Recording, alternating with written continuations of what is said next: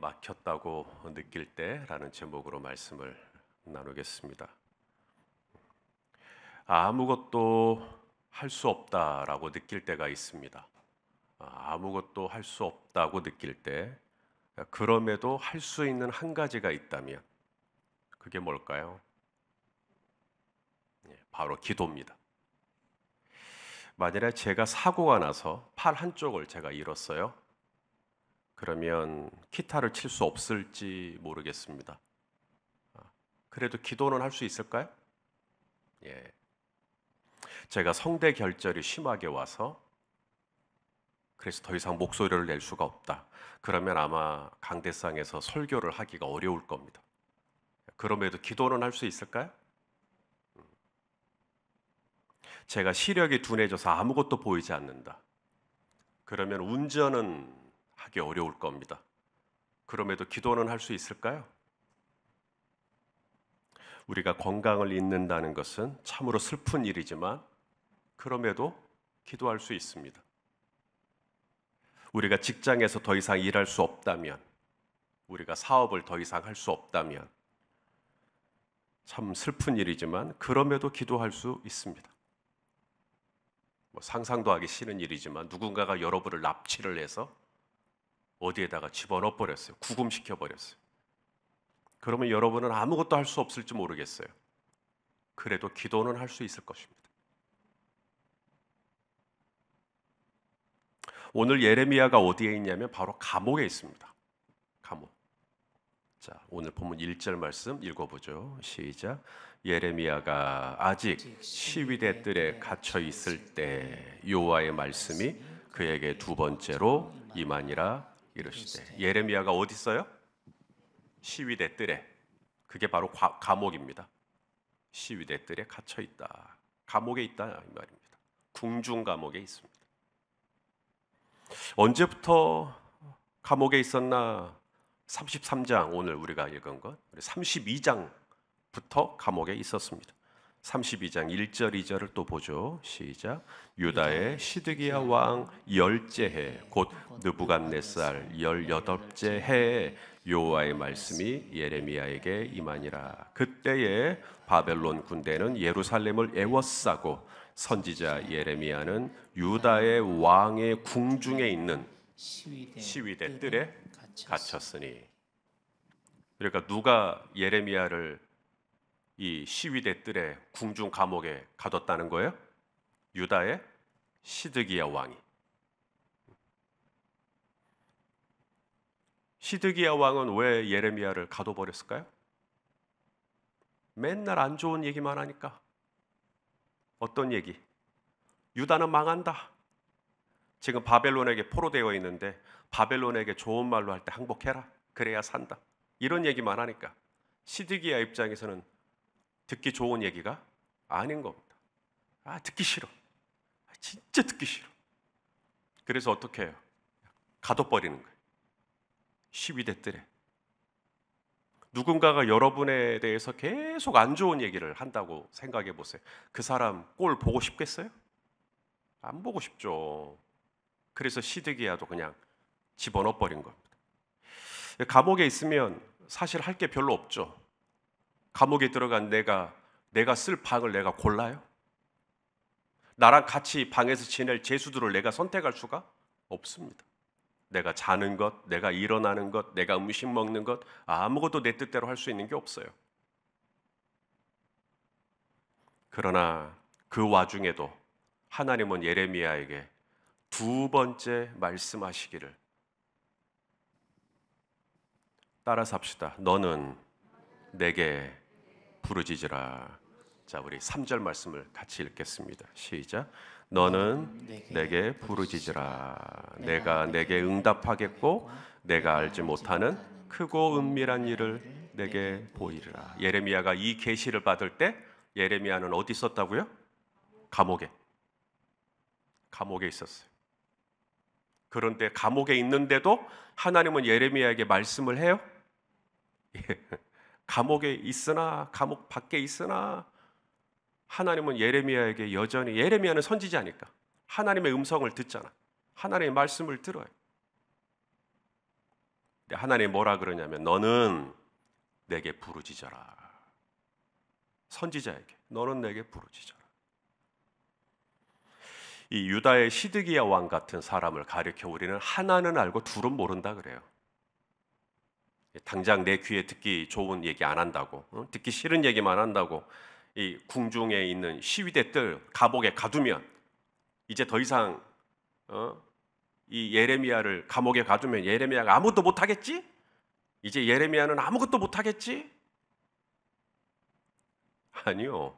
하나님은 예레미야가 감옥 밖에 있든 또 감옥 안에 있든, 하나님은 예레미야가 뭐 화장실에 있든 어디에 있든 하나님은 예레미야에게 찾아오실 수 있고 예레미야에게 말씀을 거실 수 있고 예레미야는 여전히 주님의 음성을 들을 수가 있고,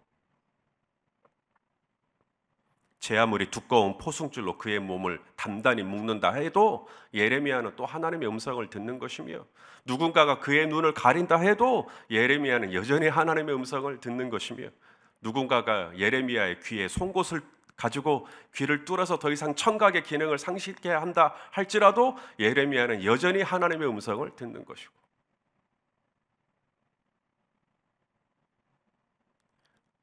신약 성경에서 사도 바울이 쓴 책이 13권입니다.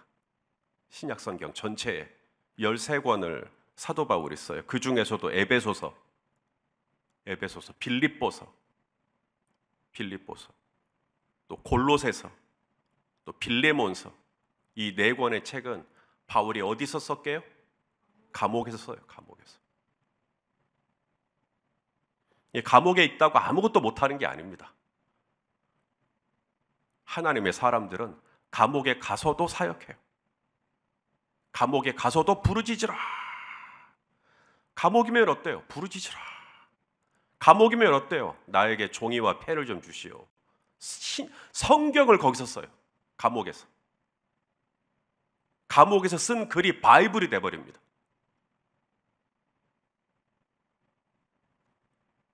요셉은 감옥에서 뭐 했죠? 요셉도 감옥에 갔잖아요. 요셉은 감옥에서 두 관원장, 빵 굽는 관원장, 술 맡은 관원장, 두 관원장의 꿈을 해석해 주죠. 그리고 나중에는 애굽 왕 바로의 꿈까지 해석해 주죠. 감옥에 있을 때. 그래서 애굽의 총리가 되는 또 기회를 얻게 되고. 감옥에 있어도 요셉은 여전히 사역을 해요. 사도 요한은 어땠습니까? 로마의 도미티아누스 황제 때 이 사도 요한을 밤모섬으로 유배시켜 버리잖아요. 감옥에 보낸 거죠. 유배시키면 이제 사람들 못 만나게 하면 아무것도 못 하겠지? 노.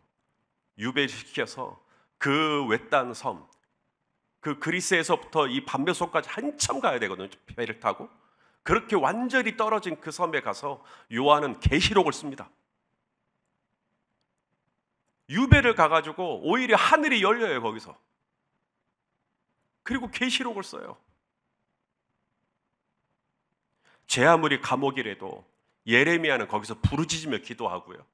제 아무리 감옥이라도 사도 바울은 거기서 편지를 쓰는데 그 편지가 바이블이 됩니다. 제 아무리 감옥이라도 요셉은 꿈을 꾸고요. 제 아무리 감옥이라도 사도 요한은 계시를 받아요. 그래서 하나님의 사람들은 쉽게 환경에 무너지지 않아요. 그런 얘기가 있어요. 마음이 있으면 방법이 보이고, 마음이 있으면 방법이 보여요. 근데 마음이 없잖아요? 그럼 방법이 보이는 게 아니라 변명만 보여요. 마음이 없으니까 이렇게 빠져나갈 궁리, 저렇게 빠져나갈 궁리. 근데 마음이 있으면 방법이 보여요. 감옥이어도 방법이 보여요.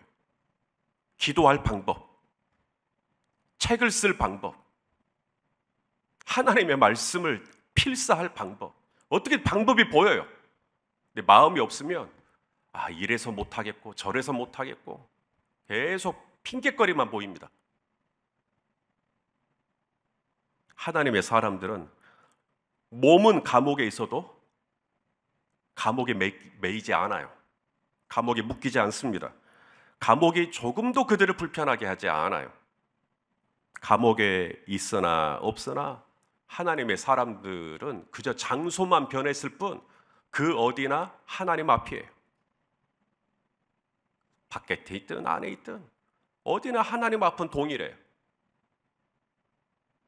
그래서 거기서 성경도 쓰고 거기서 기도도 하고 거기서 꿈도 꾸고, 바울과 신라는 감옥에서 찬송을 하고, 다니엘은 사자굴에 집어넣어놨더니 사자랑 같이 잠을 자잖아요. 감옥에 들어갔는데 감옥에서 편안히 잠을 자요. 그런데 믿음이 없으면 어떻게 될까요? 믿음이 없으면 이제 거꾸로, 믿음이 없으면 내 몸은 감옥에 없어요. 나는 감옥에 갇힌 적이 없어요. 시위대들에 갇힌 적이 없어요. 그런데도 감옥에 있어요. 나는 믿음이 없으니까 감옥에 있어요. 그래서 아무것도 못해요. 그래서 빌립에게 저 사람들에게 어떻게 하면 좀 먹일 수 있을까? 근데 빌립은 믿음이 없죠. 그러니까 뭐라 그래요? 200데나리온이 없어서 못하겠어요. 200데나리온의 감옥에 갇혀버리는 거예요. 재정의 감옥에 갇혀버리는 거예요. 이게 몸은 감옥 밖에 있지만 마음과 생각과 믿음이 전부 다 감옥 안에 들어가 있어요. 사르밧 과부는 어땠나요? 밀가루통에 밀가루 이제 한 움큼 딱 한 끼 먹을 정도, 밀가루 하나, 그리고 나뭇가지 조금. 그래서 마지막으로 아들과 함께 이거로 빵 해가지고 음식 해가지고 마지막 한 끼 먹고 죽겠다. 그러니까 사르밧 과부는 소망이 없는 겁니다. 몸은 감옥 밖에 있지만 이 밀가루통에 있는 이 한 움큼의 밀가루만 보이는 거죠. 그러니 인생을 사는 재미가 하나도 없는 거예요. 그래서 엘리야가 나를 위해서 좀 음식을 좀 해주라 그랬더니 우리 이거 먹고 죽으려 그랬다고, 이런 얘기 하잖아요. 이스라엘은 홍해를 건너는 경험을 했어요. 바다를 건너는 경험을 했어요. 요단 동편에 있던 아모리 두 왕, 옥과 헤스본 왕, 이 두 왕을 어떻게 무찌르게 하셨는지, 하나님이 어떻게 도와주셨는지, 왕벌을 보내가지고 어떻게 하나님이 강권적으로 이 전쟁에 개입하고 이 아모리의 두 왕을 제압할 수 있도록 어떻게 하나님이 도와주신, 다 경험했어요. 야, 우리 하나님은 바다에 길을 내시는 하나님이시구나.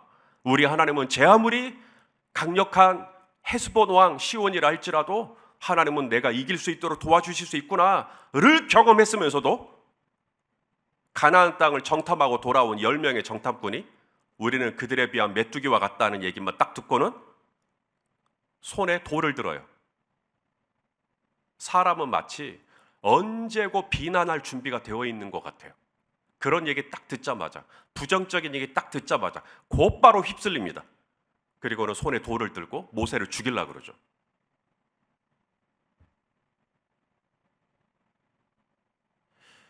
우리도 그럴 수 있어요. 믿음이 없으면 내 몸은 감옥 바깥에 있지만 나는 늘 감옥에 살고 있는 사람 같아요. 어떤 감옥? 재정의 감옥. 나는 200데나리온이 없어요. 나는 밀가루가 이것밖에 없어요. 그들에 비하면 나는 메뚜기와 같아요. 내가 뭘 할 수 있겠어요? 그러니 몸은 바깥에 있지만, 감옥 밖에 있지만 늘 감옥에 사는 거예요. 사방에 다 막혀 있는 거예요. 혹시 오늘 말씀을 받고 있는 우리 성도님들 중에 현재 내 상황과 내 형편과 내 처지가 너무 어려워가지고 지금 마음이 낙심이 되어 있는, 마음이 거의 녹아져 있는 그런 분이 혹시 계실지 모르겠어요. 몸은 분명 감옥 밖에 있지만, 어느 누구도 나를 시위대들에 가둔 적이 없지만 나는 늘 거기에 갇혀 살고 있는 거예요. 나는 여전히 사방에 꽉꽉 막혀 있는 것 같아요. 눈을 들어서 사방을 보니까 암몬의 군사들이 그냥 바글바글해. 엘리사 선생님, 이제 우리 죽을 것 같아요.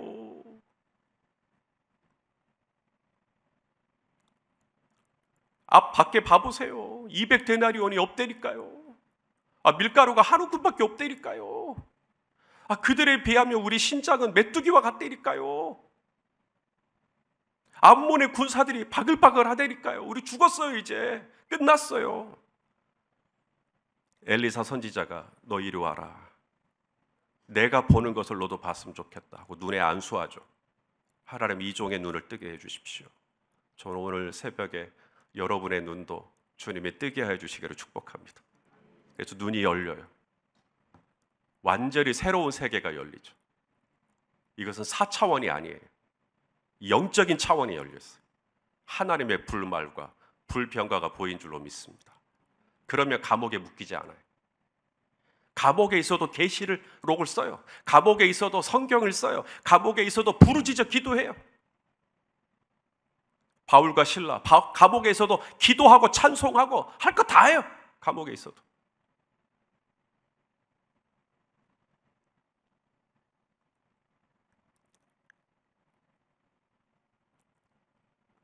오늘 아무리 힘들고 사방이 다 암울해도 우리 안에 믿음이 있어서, 어떤 믿음? 하나님은 나의 아버지시고 하나님은 나의 구원자가 되시고 하나님은 나의 피난처가 되시고 하나님은 나의 지혜가 되시고 하나님은 나의 힘이 되시고 하나님은 내 편이 되시고 하나님은 나의 목자가 되시고 하나님은 나의 포도나무가 되시고, 이런 믿음을 가지고 있으면 우리는 감옥에서 드디어 탈출. 이제 어떤 것도 나를 묶지 못해요. 질병이 나를 묶지 못하며, 재정이 나를 묶지 못하며, 관계가 나를 묶지 못하며, 주께서 말하죠. 너는 내게 부르짖어라. 내가 너에게 answer, 내가 너에게 응답할게. 네가 알지 못하는, 지금은 죽었다 깨어나도 보이지 않는 크고 은밀한 일, 크고 은밀한 비밀, 불말과 불병, 내가 볼 수 있도록, 그 볼 수 있도록 너는 내게 부르짖어라. 그래서 모세는 부르짖어요. 이스라엘 백성은 원망하고 모세는 오히려 하나님께 부르짖고, 그랬을 때 하나님께서 어찌하여 네가 나에게 부르짖느냐, 가서 지팡이를 들고 이 홍해를 향하여 지팡이를 딱 들고 있어. 그래서 지팡이를 딱 들고 있었어요. 그랬더니 바람이 막 불기 시작하면서 이 바다를 갈라버리시는데,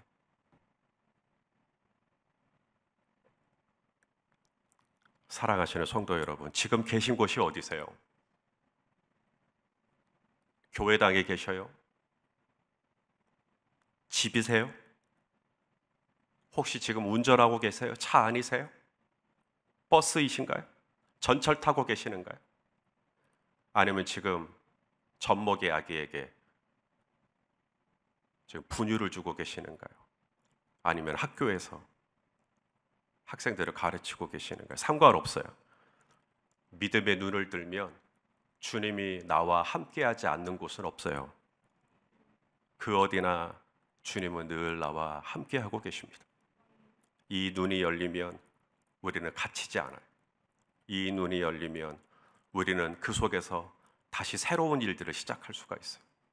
하나님의 말씀이 들려오고 막 글도 막 써주고, 신라는 찬양이 나온대요. 바울과 신라는 막 찬양을 하도 하니까는 이 감옥의 터가 다 흔들려 버렸어요.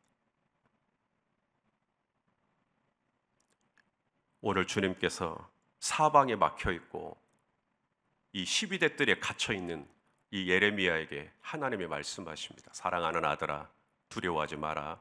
낙심하지 마라. 내게 부르짖어라. 내게 부르짖어라. 그러면 내가 알지 못하는 크고 은밀한 비밀을 열리게 될 것이다. 계시가 열리게 될 것이다. 비밀이 풀어질 것이다. 그러니 사랑하시는 성도 여러분도, 혹은 오늘 내가 좀 마음이 무거워지는, 나는 200데나리온도 없는디, 나는 지금 밀가루도 없는디, 나는 건강도 없는데, 거기에 묶이는 것이 아니라 나의 왕이시요, 나의 힘이시요, 나의 능력이시요, 나의 방패시요, 나의 피난처시요, 나의 반석이시요, 나의 산성이시요, 내가 피할 바위 되시는 우리 하나님께 부르짖는 거예요. 주여. 그때 우리의 영혼은 감옥에서 빠져나와 드디어 하나님이 우리에게 주시고자 하시는 놀라운 비밀과 계시와 지혜로 하나님이 함께하여 주실 줄로 믿습니다. 기도하시겠습니다. 존귀하신 하나님, 오늘 이 새벽에 또 우리에게 이 말씀을 주신 것을 진심으로 감사합니다. 시위대 뜰에 갇혀있는 예레미야, 얼마나 낙심이 되고 얼마나 두려울 것이며 얼마나 걱정이 될 것인데 너는 내게 부르짖으라고. 그렇습니다, 주님. 아무것도 할 수 없는 상황에서도 여전히 할 수 있는 것 하나, 우리 하나님의 이름을 찾는 것.